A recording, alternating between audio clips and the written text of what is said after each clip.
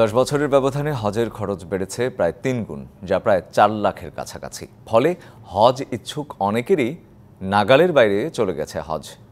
তাই তাদের দাবি, সামনের দিনে সরকারকে ভর্তুকি দিয়ে হলেও সাধারণ মানুষকে হজে যাবার সুযোগ করে দেয়া। আর এ পর্যন্ত 4 জন হজযাত্রী মৃত্যুবরণ করেছেন, যার মধ্যে বাংলাদেশে 1 জন ও সৌদিতে 3 জন। মোহাম্মদ শহীদুল্লাহ 2014 সালে হজে যান 2,60,000 টাকায়। 10 বছরের ব্যবধানে এবছর তিনি আবারও হজে যাচ্ছেন। এবার খরচ হচ্ছে 6.5 লাখ টাকা।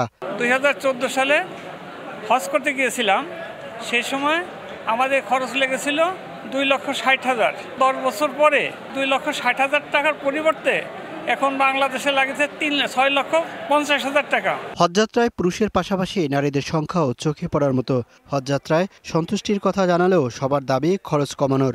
ভারত বলি, পাকিস্তান বলি, এই সমস্ত রাষ্ট্র থেকে যারা যায় তাদের খরচ কম, আমাদের খরচ বেশি। এই খরচ কমানো উচিত। একটু কম হলে তো ভালোই হয়, সবার জন্য একটু ভালোই হয়। বড় ছেলে আমাকে হজে নিয়ে যেতে, আমি খুব খুশি।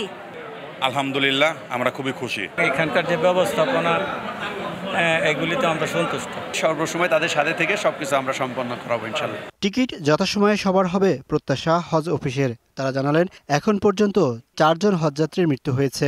এদের মধ্যে 3 জন হজযাত্রী ইন্তেকাল করছেন, 1 জন মদিনায়, 2 জন মক্কায়।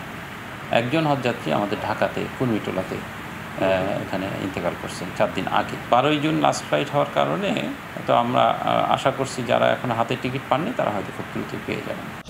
নগদে 500 টাকা বা তার বেশি পেমেন্টে পেতে পারেন ঢাকায় জমিসহ 20 কোটি টাকার পুরস্কার।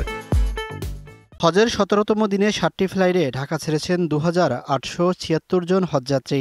যাবার অপেক্ষায় 43,009 জন। আর মোট হজযাত্রী সৌদি পৌঁছেছেন 42,176 জন। Mohaiminul Khan Apu, DBC news, Dhaka.